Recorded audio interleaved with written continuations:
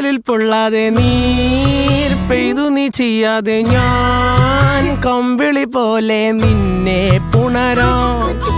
ഞാൻ നിന്നുടെ മാറത്തു മെല്ലെ വേരുകളാഴ്ത്തിടാം. നിൻ ഹരിത പരവതാനിയാവാം.